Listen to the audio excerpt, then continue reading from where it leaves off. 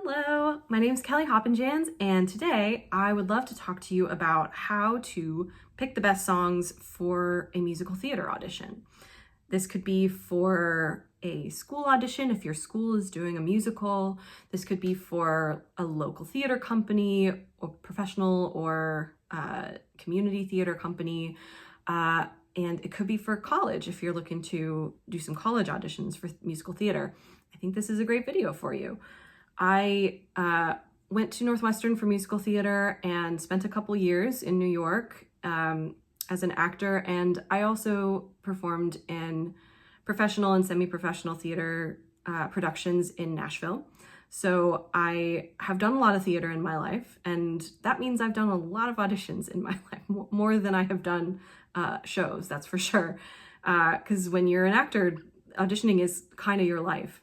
And auditioning is scary. It can be really scary, especially if you're new to it and you don't know what to expect. So I have two pieces of advice or comfort maybe that can help with how scary the auditions can be. Thing one is that the people who are auditioning you on the other end of the table, they want you to succeed.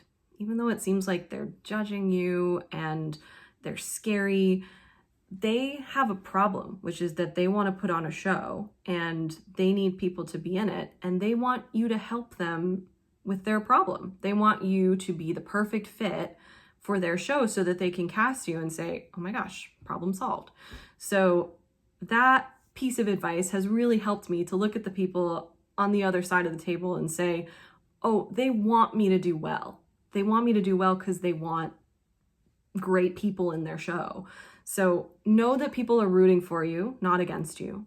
And also, I think a thing that really helps with making auditions less scary is to feel prepared for them, to feel like you know what's coming and you know how to do your best, and just kind of accept the things that aren't in your control about that situation. So hopefully this video will help you feel a little more prepared for these auditions. So my first piece of advice for what song should you pick out of all the songs in the world. Often your audition notice, if you're auditioning for a specific thing, might have some suggestions or might have some requirements for what they want you to sing. They might say, sing something from a Golden Age musical or give us an up-tempo and a ballad. So you'll want to check that and make sure that you have all your bases covered with what they've requested of you. But my number one rule is just to sing songs that you love to sing. Sing songs that really make you happy, that feel really good in your voice, and that feel comfortable and fun to sing in front of people. If you don't love them, it will kind of become clear as you're working on it. If you get tired of it after a while, that's not a song that you love. Or maybe it was and you don't love it anymore, and so you might need a new one. I will add to that there are these lists of overdone songs that go around a lot. You can Google overdone musical theater songs and you'll find tons. And sometimes audition notices will say, hey, we're auditioning for Annie, but please don't sing Tomorrow for us, or things like that, right? You want to, if someone has specifically requested, don't sing this, don't sing it. They're not kidding. They don't want to hear it. But in general, if you love a song like Gimme Gimme from Thoroughly Modern Millie, or something else that's on those overdone songs lists a lot, and you nail it and you love singing it and you know you do it really, really phenomenally well, then you should sing it. You should have it in your book. You'll have to know that sometimes people will, auditioners will watch you and be thinking more about what they think of the song than what they think of you in front of them as an actor and singer. So know that if you pick a song like that, there might be some barriers for people as they're watching that, but maybe not all the time. And if you really nail it, as I say, they might just be like, that was a perfect version of that song. I mention these overdone songs here because often they're overdone because people really love them and they're great songs. And after a while, they're on these lists for so long that people avoid them like the plague and they stop doing them. So a song that was overdone 10 years ago maybe isn't that overdone anymore because people have been avoiding it so hard for so long. So know that if you see a song that you really love on a list like that, you have some options. You can think about whether it's really the best song, like the most amazing song that you have in your repertoire, and you know you nail it and you really want to use it to showcase your best self, then you should do it, as long as it's not something that the auditioners have specifically requested you not do. So those overdone songs can be okay. That leads me to my next point. So when you're picking your songs, you want to think about what strengths you want to show for your audition and choose your song based on those strengths. Pretty general advice and maybe a little obvious, but if there's a specific role, if you're auditioning for a show, say, and there's a role that you're like, I absolutely would nail this role, then you'll want to pick something that's kind of similar. If you're auditioning, say, for The Little Mermaid and you really want to be Ariel, then you might want to sing something that Belle sang in a different Disney musical, something that will put in their heads, hey, this person can sing a Disney song and be a Disney princess and would be great for Ariel. So that's a strategy that you might want to think about with what are your strengths? What do you really want to portray to these auditioners? And then you can choose your songs based around that. One thing that you'll want to keep in mind is that this is both a singing and an acting audition. I am more of a singer, so I sometimes tend to forget about the acting side of it, but it absolutely is a chance to show off both your acting and your singing. And so you want to make sure when you're picking songs that you pick a song that is actable. What that means is that this needs to be a song that is active, that doesn't just kind of sit in one static state, but has some movement to it and has some wants. If you're familiar with some acting terms, we would say it needs an objective. It needs something that you are going for. And a really common and really helpful type of song for an audition is called an I want song. These are songs where the character specifically expresses that they want something. And these are really active songs because they want a thing and they're trying to get that thing. So to use my Little Mermaid example, part of your world may be an overdone song, maybe comes up on some of these lists, but like I said, that's okay. And it's very active. I want to be where the people are. That is a clear I want statement in an I want song. And so you can do a lot with that. You can really show to the auditioning people that you can connect with what Ariel wants and that you can use your acting skills and use your objectives and tactics to really get what you want. So an example of a song that maybe isn't actable, but is a very fun song. A lot of pop songs can kind of fall into this realm, so you have to be careful when choosing pop songs to make sure that they're active. So a song that is really great, but isn't necessarily a great acting song would be Carole King, I Feel the Earth Move Under My Feet. It's got a lot of imagery and a lot of great descriptions of how the character feels, but it doesn't have something that the character's really going for. I feel the earth move under my feet. I feel the sky tumbling down. It's just more descriptive and not as active. So that's kind of the difference that you're looking for. You want things where your character wants something and is expressing that thing and is going for it or is deciding to go for it maybe.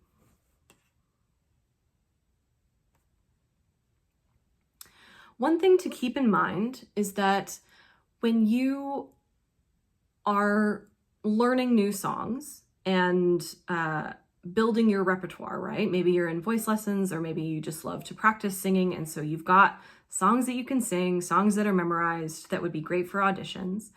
And you've got an audition coming up.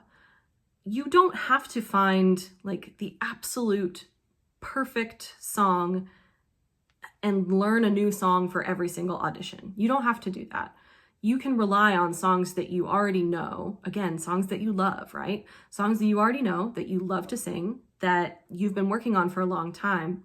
Because really, these audition songs should be impressive. They should be things that really show off your skills, but they should also be comfortable. They should be things that aren't pushing you to your absolute limits as a vocalist or as an actor, because auditions are nerve-wracking. They make people a little nervous. So if your nerves are at play and your voice is feeling only like 80% there that day, you don't have to worry about, am I going to hit this note? Am I going to be able to get in the headspace of this character? Because you've practiced it so many times, you're really comfortable with it, and you know that it's not at the very edge of your abilities. So that's why I think it's a great idea to not learn a new song for every new audition, and in fact to do that really sparingly, to really rely on what are the songs that I know really well, that I sing all the time, and that I just nail. Those are the songs that you want for your audition. You'll also, I mentioned looking at the brief for the audition and making sure that you fill their types of songs. You'll also want to make sure that you look at what the audition is going to look like. So they'll always, or they should, put in a description of what kind of accompaniment they want you to have. Sometimes these days they want you to have like a karaoke track, and you can bring in your phone and sing to that. Sometimes they want you to just do a cappella. Some people don't hire an accompanist and don't want to mess with the technology. And sometimes they will hire an accompanist, which means that you need to provide sheet music for that accompanist to play. Sheet music you can find online. There's sites like Music Notes where you can buy this music for usually like $5 and you can print it. And again, the library might be a good place if you want to do that. The library is also a good place to find sheet music that you can just copy, and that's free or the cost of the copies. So you can do that if you need to have sheet music. Often also, these auditions will want you to have cuts rather than full selections. So it's really common to have either a 16-bar cut, which is really short, or a 32-bar cut that they request. Generally, these map onto 16 bars is like 30 to 45 seconds, and 32 bars is like 45 seconds to a minute, depending on how fast your song is. And especially if you're using a track or singing a cappella where you don't look at the music, you don't know how many bars, I would go by those timings, because really when they're asking for 16 bars, they're asking for 30 seconds about. So you'll just want to think about that and try to think about the time more than the bars. If you have a 16-bar cut and it's really more like 20 bars because those bars go so fast, that's fine, and they'll never know. The auditioners won't be back there thinking, well, I really liked this person, but they did 20 bars instead of 16, so they're out of here. They're not going to think that. They're just going to be interested in what are you presenting, and they're not back there religiously counting bars. So 16 bars, about 30 to 45 seconds, and then about a minute if they're asking for 32. Another way you can think about that is usually 32 bars is like a verse and a chorus, and 16 bars is about a chorus or a verse, whichever part you choose. In those parts, when you're choosing those parts, so especially if you're using a song that you love and that you sing the whole thing, chopping it up feels kind of strange. You'll want to make sure when you choose your selection that you're choosing the part that is the most impressive, but again, not at the extremes of your abilities, something that is comfortably impressive, and something that really shows the active piece of the song, right? Not the descriptive pieces, not those things, but something that shows you singing about what you want and using tactics to get that thing. So I want to be where the people are. I want to see them dancing. That would be a great cut of that song to do that piece and then a little bit of the chorus. Knowing those things about how much time do they want, how many bars, and how will I sing? Will I sing a cappella? Will I sing with a track? Those things can help you feel really prepared. One of the trickiest scenarios in that is the live accompanist, because you have kind of the least control around that, because they could play your song however fast they want. They could do things a little differently than you've been practicing, and it could throw you off. I think my best advice for that is just to kind of know that that's a bit of an unknown.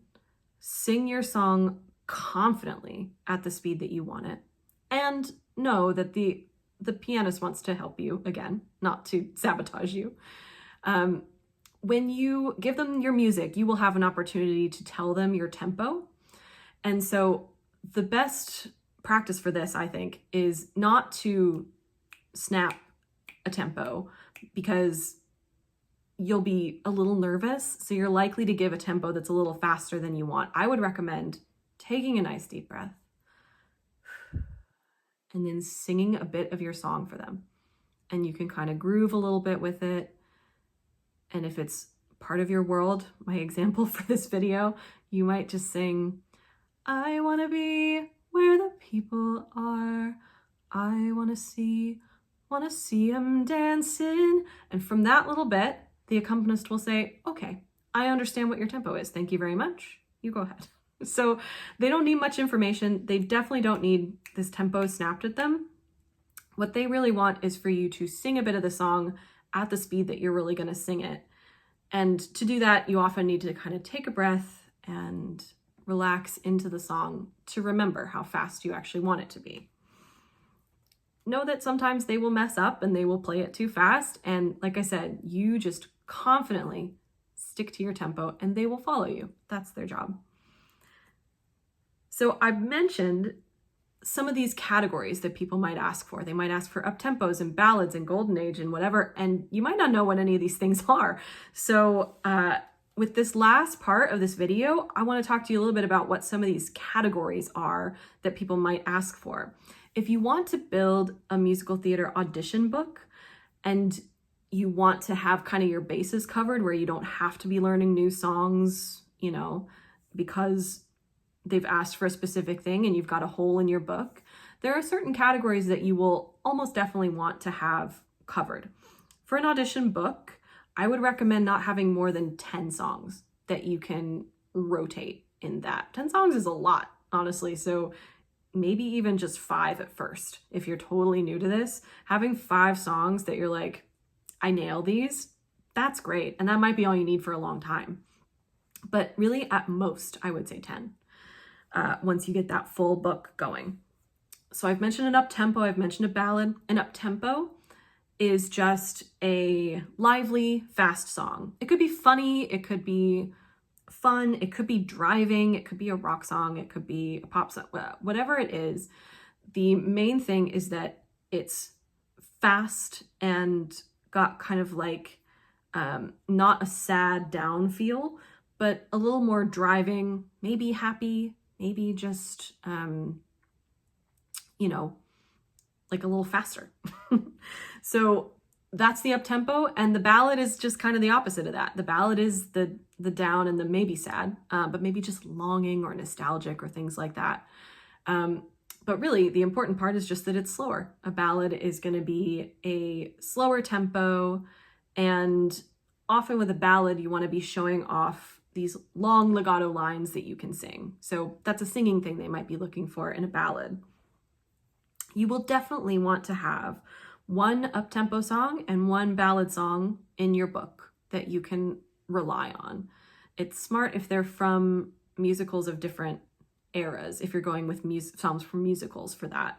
But even if you're not, if they're popular songs from different eras, so maybe something from like post 1970 and maybe something from pre 1970 between your up-tempo and your ballad would be a really smart idea, especially if you're going for college auditions where you only get the 2 songs, but they want a real big range, possibly.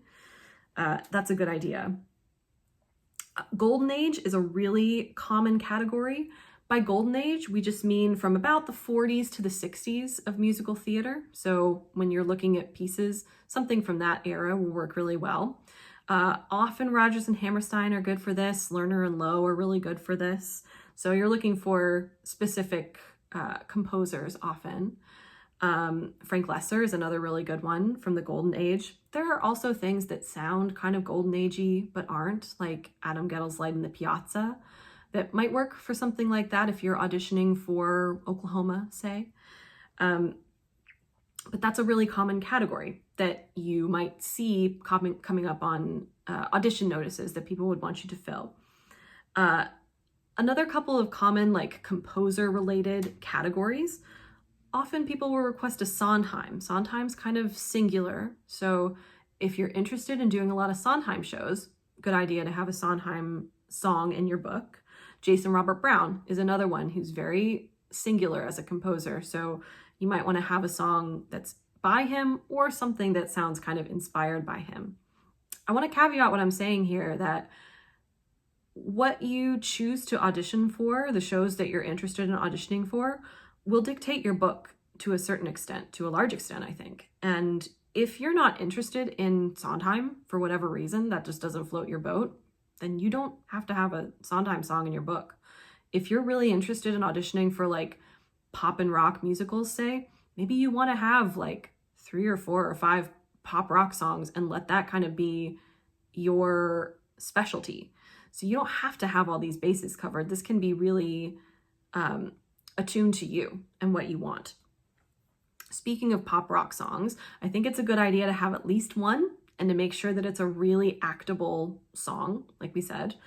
But if you're like, I can't just do one popular song, I want a rock song, I want an R&B song, I want like an 80s pop hit, I want like a contemporary R&B that's a little different, you should have all of these if you can find things that you love to sing and that show off your abilities, aren't at the tippy top of your abilities, and are actable and work really well for you. Yeah, you should have as many pop and rock songs as you want, and maybe that's your specialty. It's a very popular type of musical currently on Broadway today, so it's a good idea to have a strong showing in that category if you're into it. A couple other categories, a kid's song or a Disney song is a really good idea to have one of those in your book. So Part of Your World would be a great fit for that. A patter song is a little niche, but something that if you do it really well, people will be interested to see that. A patter song just means it's very wordy. It's this would be an up-tempo song almost always. And it's very wordy and will show off your diction. This could overlap with your Sondheim category. He has a lot of those. I'm thinking of Another 100 People Just Got Off on a da da da da da da from Company, or Not Getting Married Today, also from Company. Couple of patter songs that are really fun and would really show off your diction and your acting, being able to act all those words that fast. And then finally, another category that you might be interested in is a funny song. Sometimes you'll be auditioning for a funny musical and people will want to know what your sense of humor is like. So if you've got a song that can make people laugh, that's a really great song to have in your book, a really great category to fill. You might also have, you might be a great character actor where you can put on different voices or different physicality that you want to show off. So if you want to have a song where you kind of transform into a character, that would be a good place for that. In general, you want your songs to represent you as much as you can. So while you want to show your acting, you want to show I can think about what this character wants and think about how they would get it and portray that, you also want to do so in a way that's pretty true to you. But there might be instances where there's like a character part that you really want to play and you want to amp up, you know, oh, I'm usually like kind of sweet and innocent, but I can be a villain, and this is my villain song, you know, things like that might be really great additions to your book. So those are some of the categories that people might be looking for. And I hope this video has been helpful, and I hope that you have really successful auditions and that they're not as scary because you feel prepared. Thanks, everybody.